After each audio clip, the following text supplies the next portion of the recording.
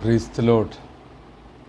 ഒരിക്കൽ കൂടി കർത്താവായ യേശുവിൻ്റെ നാമത്തിൽ നിങ്ങളുടെ അടുക്കൽ കടന്നു വരുവാൻ ലിദാസിന് ഒരവസരം കൂടെ തന്ന എൻ്റെ യേശു കർത്താവിന് ഒത്തിരി നന്ദി പറയുകയാണ്. വചനം കേൾക്കുന്ന എല്ലാ കുടുംബങ്ങളെയും കർത്താവ് അനുഗ്രഹിക്കട്ടെ എന്ന് പ്രാർത്ഥിക്കുന്നു. ഇന്ന് കേൾക്കുന്ന വചനം യോനയും ക്രിസ്തുവും തമ്മിലുള്ള വ്യത്യാസങ്ങൾ എന്താണ്? വചനത്തിൽ പറയുന്ന പ്രവാചകൻ യോനയും ക്രിസ്തുവും തമ്മിലുള്ള വ്യത്യാസങ്ങൾ ഒന്ന് വചനം വായിക്കുമ്പോൾ യോനയെക്കുറിച്ച് നമ്മൾ പഠിക്കുമ്പോൾ യോന ദൈവത്തെ പരിപൂർണമായി അനുസരിക്കാത്തവനായിരുന്നു. യോനയുടെ പുസ്തകം 1:2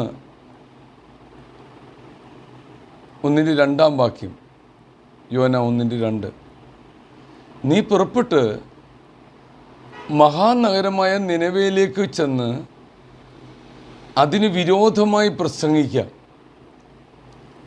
അവരുടെ ദുഷ്ടത എൻ്റെ സന്നിധിയിൽ എത്തിയിരിക്കുന്നു. എന്നാൽ യോന യഹോവയുടെ സന്നിധിയിൽ നിന്ന് തർശീശിലേക്ക് ഓടിപ്പോയി എന്നാണ്. നിനവേക്കാരുടെ ദുഷ്ടത എൻ്റെ സന്നിധിയിൽ എത്തിയിരിക്കുന്നു എന്ന് ജനത്തെ ഓർമ്മിപ്പിക്കുവാൻ തൻ്റെ പ്രവാചകനോട് പറയുകയാണ്. പാപത്തിൽ നിന്ന് പിന്മാറണമെന്ന് അവരെ ഓർമ്മിപ്പിക്കുവാൻ പ്രവാചകനോട് പറയുകയാണ്. എന്നാൽ ജനം ദൈവത്തെ നിന്ദിക്കുന്ന പാപത്തിൻ്റെ കൂമ്പാരം അവരുടെ കുടുംബങ്ങളിൽ കുന്നുപോലെ കൂടുന്നതല്ലാതെ ആർക്കും മാനസാന്തരമില്ലാത്തതിനാൽ പാപത്തിൽ കിടക്കുന്ന ജനത്തെ കൃപയുടെ സന്ദേശം എത്തിക്കാൻ ദൈവം നോഹയോട് പറഞ്ഞു. അതുപോലെ ഈ കാലത്തും അടിയങ്ങളിൽ കൂടിയൊക്കെയും ഈ വചനം ലോകത്തെ കേൾപ്പിക്കുന്നത് നമ്മുടെ ഭവനത്തിൽ നമ്മുടെ തലമുറയുടെ മേലുള്ള പാപത്തിൻ്റെ കൂമ്പാരങ്ങളിൽ നിന്ന് രക്ഷപ്പെടണമെന്നുള്ള മുന്നറിയിപ്പാണ്. ഇവിടെ യോന പ്രവാചകൻ എന്നറിയാം, ഈ ജനം അനേക ദൈവമക്കളെ അനേകരെ ക്രൂരമായി തകർത്ത് നശിപ്പിച്ചതാണ് നിനവേക്കാർ. അനേകരുടെ കണ്ണുനീര് ശാപവുമുള്ള നാട്ടിൽ ചെന്ന് ആ ദുഷ്ടന്മാരെ രക്ഷിക്കുവാൻ മനസ്സില്ലാതെ ദൈവം പറഞ്ഞത് അനുസരിക്കാതെ ദൈവം പറഞ്ഞതിനെതിരെ പോയ ഒരു പ്രവാചകനാണ് യോന പ്രവാചകൻ. എന്നാൽ യേശു കർത്താവ് എന്താണ് ചെയ്തത്? പിതാവ് പറഞ്ഞത് അതുപോലെ അനുസരിച്ചു എന്നുള്ളതാണ് യേശുവിനെ കുറിച്ചുള്ള കാര്യം. സങ്കീർത്തനം 40:8 വായിക്കുമ്പോൾ എൻ്റെ ദൈവമേ, നിൻ്റെ ഇഷ്ടം ചെയ്യുവാൻ ഞാൻ പ്രിയപ്പെടുന്നു. നിൻ്റെ ന്യായപ്രമാണം എൻ്റെ ഉള്ളിലിരിക്കുന്നു. എൻ്റെ ദൈവമേ, അങ്ങയുടെ ഹിതം നിറവേറ്റുകയാണ് എൻ്റെ സന്തോഷം. അങ്ങയുടെ നിയമം എൻ്റെ ഹൃദയത്തിലുണ്ട്. അപ്പോൾ പിതാവിൻ്റെ ഇഷ്ടം പൂർണ്ണമായി നിവർത്തിക്കാൻ യേശു ക്രിസ്തു യാഗമരണമായി തീർന്നു. അല്ലെ, അതിനായി യാഗത്തിനായി ഒരുങ്ങുകയാണ് യേശു ക്രിസ്തു. പിതാവിൻ്റെ ഇഷ്ടം പ്രവൃത്തിയിലൂടെ നടപ്പിലാക്കുവാൻ ഇതാ ഞാൻ വരുന്നു. എൻ്റെ ദൈവമേ, നിന്റെ ഇഷ്ടം ചെയ്യുവാൻ ഞാൻ പ്രിയപ്പെടുന്നു. മനുഷ്യവർഗത്തിൻ്റെ പാപത്തിനു വേണ്ടി കാൽവറി ക്രൂശിൽ മരിച്ച് ജനങ്ങൾക്ക് പ്രായശ്ചിത്തം വരുത്തുവാൻ വേണ്ടി പിതാവിൻ്റെ വാക്കുകൾ പരിപൂർണമായി അനുസരിക്കാൻ ഒരുക്കമുള്ളവനായി ക്രൂശ് ഏറ്റെടുത്ത് വരുവാനായിട്ട് പരിപൂർണമായി സമർപ്പിക്കുകയാണ് യേശു കർത്താവ്. എന്നാൽ ഗത്സമന തോട്ടത്തിൽ വെച്ച് പ്രാണവേദനയിലായപ്പോൾ പിതാവിൻ്റെ ഇഷ്ടം നിറവേറാതെ പോകുമോ എന്ന ആ ഭാരം പ്രാണവേദനയിലായപ്പോൾ പിതാവിനോട് പ്രാർത്ഥിക്കുന്നത് നമ്മൾ കാണുന്നുണ്ട്. യേശുവിനെ ഗത്സമന തോട്ടത്തിൽ വെച്ച് കൊല്ലുവാൻ സാത്താൻ പരിശ്രമിക്കുന്നുണ്ട്. ഗത്സമന തോട്ടത്തിൽ വീണു മരിച്ചാൽ മനുഷ്യൻ്റെ പാപപരിഹാരത്തിനായി തീരുകയില്ല എന്ന് സാത്താന് വ്യക്തമായിട്ട് അറിയാമല്ലോ. എന്നാൽ കാൽവറി ക്രൂശിൽ വെച്ച് യേശു മരിക്കണം എന്ന പ്രവചനം വരാതിരിക്കാൻ സാത്താൻ വലിയ വേദന കൊടുത്തപ്പോൾ ഗത്സമന തോട്ടത്തിൽ പിതാവിനോട് പ്രാർത്ഥിക്കുന്നതായിട്ട് നമുക്ക് കാണാം. പിതാവിൻ്റെ ഇഷ്ടം നിവൃത്തിയാക്കാൻ യേശു ക്രിസ്തു പരിപൂർണമായി അനുസരണം തികഞ്ഞവനായി സഹിച്ചുവെന്ന് ഓർമ്മപ്പെടുത്തിയതാണ്. യോനായോ ദൈവം പറയുന്നത് അനുസരിക്കാതെ, യോന 3:4 യോന നഗരത്തിൽ കടന്ന് ആദ്യം ഒരു ദിവസത്തെ വഴി ചെന്ന് ഇനി 40 ദിവസം കഴിഞ്ഞാൽ നിനവെ ഉന്മൂലമാകുമെന്ന് ഘോഷിച്ചു തുടങ്ങി. ഇവിടെ വീണ്ടും നിനവയിലേക്ക് പോകുവാൻ യഹോവ യോനോട് പറയുകയാണ്. നിനവെ പട്ടണം വലിയൊരു നഗരമായിരുന്നതുകൊണ്ട് 3 ദിവസമെങ്കിലും വേണം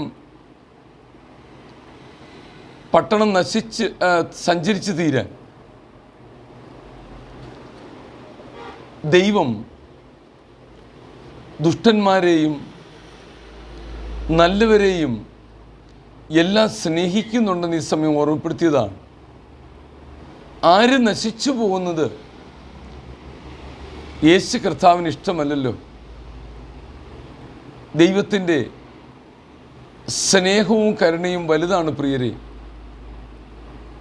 മദ്യപാനികളെയും മന്ത്രവാദികളെയും ക്ഷുദ്രക്കാരെയും എല്ലാം ദൈവം സ്നേഹിക്കുന്നുണ്ട്. ഈ എളിയദാസൻ്റെ ജീവിതം തന്നെ പണ്ട് ഞാൻ എവിടെയായിരുന്നു,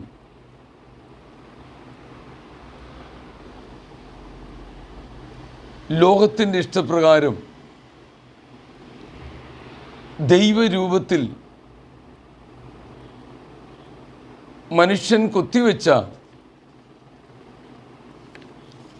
രൂപങ്ങൾക്ക് നേർച്ച കൊടുക്കുകയും അതിൻ്റെ മുമ്പിൽ നമസ്കരിക്കുകയും ചെയ്യുന്നൊരു സ്വഭാവം എനിക്കും ഉണ്ടായിരുന്നല്ലോ. എവിടെ അനുഗ്രഹം കിട്ടുമോ ആ ദൈവങ്ങളുടെ അടുക്കലെല്ലാം പോയി നേർച്ചകളിടുവാൻ ഞാനും ശ്രമിക്കുമായിരുന്നു. മദ്യപാനവും സീർട്ടുവലിയും ഒക്കെ ധാരാളമായിട്ടുണ്ടായിരുന്നുവെങ്കിലും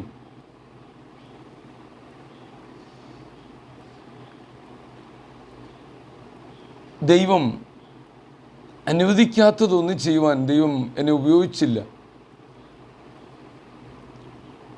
ഹിന്ദുക്കളും മുസ്ലിങ്ങളും മദ്യപാനികളും ക്രിസ്തുമതക്കാരും പെന്തിക്കോസ്തുകാരും സകല മനുഷ്യരും എൻ്റെ സ്നേഹിതന്മാരായിരുന്നു പ്രിയരെ. അതുകൊണ്ടാണ് എനിക്കെല്ലാവരോടും വലിയ സ്നേഹമാണ് എന്ന് ഞാൻ അറിയിച്ചത്. ഇന്നും പഴയതിനേക്കാൾ കൂടുതൽ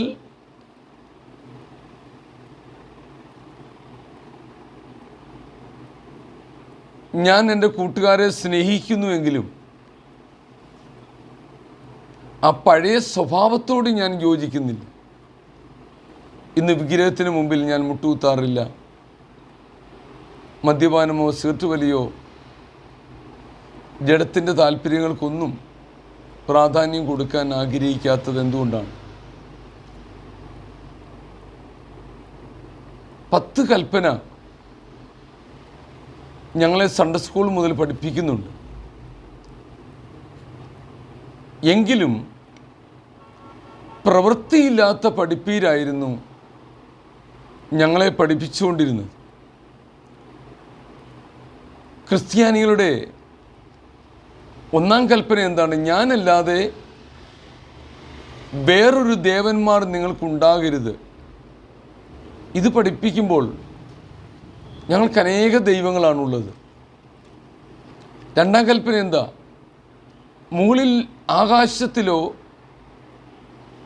താഴെ ഭൂമിയിലോ ഭൂമിക്കടിയിലോ ജലത്തിലോ ഉള്ള ഒന്നിൻ്റെയും പ്രതിമയോ സ്വരൂപമോ നീ ഉണ്ടാക്കരുതെന്നാണ്. അപ്പോൾ അത് ഞങ്ങളുടെ വീടുകളിലും പള്ളികളിലും ഒക്കെ ഉണ്ടാക്കി വച്ചിരിക്കുകയാണ്. ദൈവം പറഞ്ഞതിനെതിരെ ഞങ്ങൾ പ്രവർത്തിക്കുകയാണ്. അത് വെച്ചുകൊണ്ടാണ് 10 കൽപ്പന ഞങ്ങളെ പഠിപ്പിക്കുന്നത്.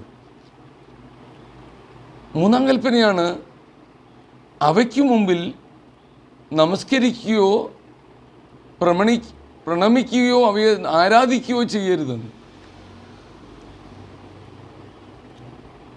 അപ്പോൾ അത് ഞങ്ങൾ ഈ വിഗ്രഹങ്ങൾ ഉണ്ടാക്കിയതിന് മുമ്പിൽ പോയി പ്രാർത്ഥിപ്പിക്കുമായിരുന്നു.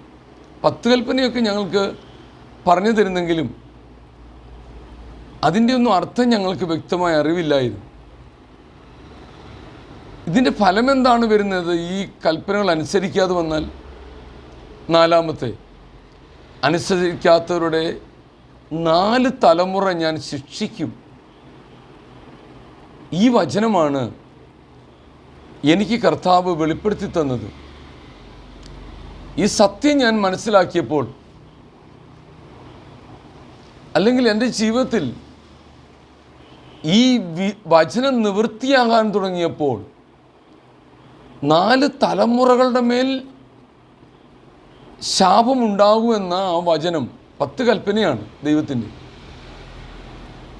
അത് നിവൃത്തിയാകാൻ തുടങ്ങിയത് ഞാൻ അധ്വാനിച്ചൊരു നിലയിലെത്താൻ തുടങ്ങിയപ്പോഴാണ്.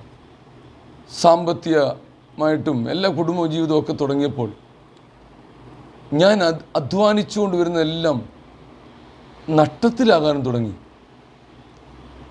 എല്ലാം ജീവിതത്തിൽ ഒത്തിരി അധ്വാനിക്കുന്നുണ്ടെങ്കിലും പലപ്പോഴും ഒരു കാരണവും ഇല്ലാതെ തകർന്നു പോകുന്ന അവസ്ഥയും ജീവിത നിരാശയിലേക്ക് കടന്നു വരുന്ന അവസ്ഥയുമൊക്കെ എൻ്റെ ജീവിതത്തിലുണ്ടായി. അപ്പോഴാണ് മദ്യപാനിയായി ഞാൻ ചിന്തിക്കുവാനൊരു അവസരം കർത്താവ് തന്നു. ചിന്തിക്കുവാൻ ആഗ്രഹം തുടങ്ങി. ഇപ്പോൾ പ്രാർത്ഥിക്കുന്നവരായ നല്ല മനുഷ്യർ എൻ്റെ അടുക്കൽ വരുവാൻ കർത്താവ് വഴിയൊരുക്കി തുടങ്ങി. വചനം മനസ്സിലാക്കാൻ കർത്താവ് എൻ്റെ ഹൃദയങ്ങളെ തുറക്കുവാൻ തുടങ്ങി. അങ്ങനെയാണ് ഞാൻ ഇന്നിവിടം വരെ എത്തിയത് എന്ന് പറഞ്ഞതാണ്. എൻ്റെ സാക്ഷ്യം വലുതാണ്. അത് കർത്താവ് ഒരു സമയമാകുമ്പോൾ എന്നിൽ കൂടി പരിപൂർണമായി നിങ്ങൾക്ക് കേൾക്കുവാൻ കഴിയും. അപ്പോൾ എങ്ങനെ ഞാൻ ഇവിടം വരെ എത്തിയ ഞാൻ എങ്ങനെ എൻ്റെ സ്നേഹിതന്മാരെ എനിക്ക് മറക്കാൻ കഴിയും? എന്നെപ്പോലെ പാപത്തിൽ കിടക്കുന്ന എല്ലാവരെയും എൻ്റെ യേശു സ്നേഹിക്കുന്നുണ്ടല്ലോ. അതിനുവേണ്ടി പ്രാർത്ഥിക്കുവാനാണല്ലോ ഞങ്ങളെയൊക്കെ ദൈവം ആക്കിയിരിക്കുന്നത്. ഈ വചനമൊക്കെ പ്രസംഗിക്കുമ്പോൾ ആരും നശിച്ചു പോകാൻ വേണ്ടിയല്ല. ആരെങ്കിലും മാനസാന്തരപ്പെട്ട് പാപത്തിൽ നിന്ന്, പിശാചിൻ്റെ കെണിയിൽ നിന്ന് പിന്തിരിയട്ടെ എന്ന് ഓർമ്മിപ്പിക്കുന്നതാണ്. ആരും നശിച്ചു പോകാൻ ഞങ്ങൾ ആഗ്രഹിക്കുന്നില്ല. ദൈവത്തിൻ്റെ ഹൃദയങ്ങളെ അറിയുന്ന ആരും എത്ര ദുഷ്ടനായാലും മാനസാന്തരപ്പെടുവാൻ മനസ്സുണ്ടെങ്കിൽ അന്ധകാരത്തിൽ വസിക്കുന്നവരെ വീണ്ടെടുപ്പാനാണ് കർത്താവ് വന്നത്. അതുപോലെ യോന 3 ദിവസത്തെ വഴിയിൽ ചെന്ന് പ്രസംഗിക്കുന്നിടത്ത് 1 ദിവസത്തെ വഴി മാത്രം ന്യായവിധിയുടെ സന്ദേശം പ്രസംഗിക്കുമ്പോൾ യേശു കർത്താവ് ബേത്ലഹേം മുതൽ കാൽവരി വരെ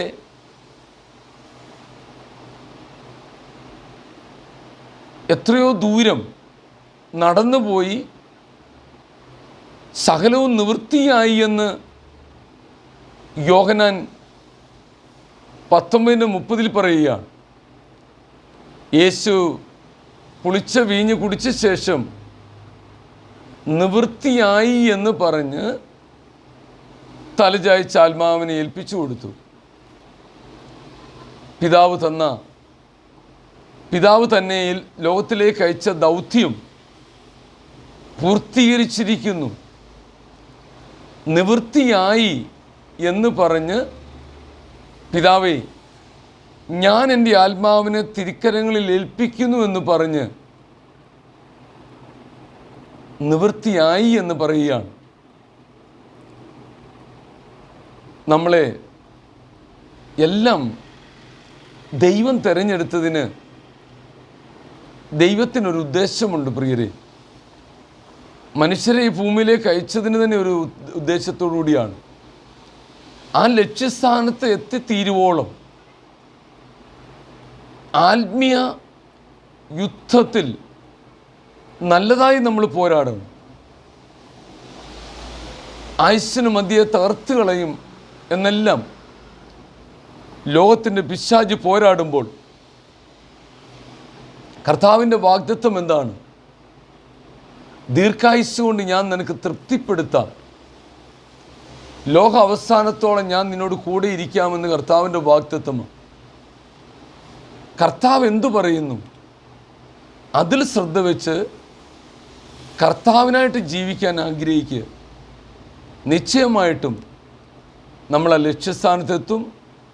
ദീർഘായുസ്സോടെ കർത്താവ് വരുന്നത് വരെയും നമ്മളിൽ കൂടി കർത്താവ് വലിയവ ചെയ്യും.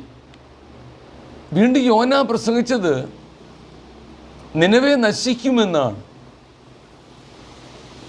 3:4 യോന 3:4 യോന നഗരത്തിൽ കടന്ന് ആദ്യം 1 ദിവസത്തെ വഴി ചെന്ന് ഇനി 40 ദിവസം കഴിഞ്ഞാൽ നിനവെ ഉന്മൂലമാകുമെന്ന് ഘോഷിച്ചു. അപ്പോൾ 40 ദിവസം കഴിഞ്ഞാൽ നിനവെ നശിച്ചു പോകും, ഉന്മൂലമാകുമെന്ന് യോന പ്രസംഗിക്കുമ്പോൾ യേശു പ്രസംഗിച്ചത് സകല മനുഷ്യരും രക്ഷപ്പെടണം, ആരും നശിച്ചു പോകരുതെന്നാണ് പ്രിയരെ. എൻ്റെ യേശുവിൻ്റെ ഇഷ്ടം അല്ലെ, പിതാവ് എന്താണ് ആഗ്രഹിക്കുന്നത്? അവനിൽ വിശ്വസിക്കുന്ന ഏവനും നശിച്ചു പോകാതെ നിത്യജീവൻ പ്രാപിക്കേണ്ടതിന് ദൈവം അവനെ നൽകുവാൻ തക്കവണ്ണം ലോകത്തെ സ്നേഹിച്ചു. യോഹന്നാൻ 3:16 ദൈവം മനുഷ്യനെ സ്നേഹിക്കുന്നു. ആരും നശിച്ചു പോകുവാൻ കർത്താവ് ആഗ്രഹിക്കുന്നില്ല. എന്നാൽ ദൈവം മനുഷ്യന് വേണ്ടി ചെയ്ത പ്രവൃത്തിയെ മനുഷ്യൻ അംഗീകരിക്കണം. അതുകൊണ്ടാണ് വിശ്വസിക്കുന്ന ഏവനും നശിച്ചു പോകാതിരിക്കേണ്ടതിന് എന്ന് പ്രത്യേകം പറഞ്ഞിരിക്കുന്നത്.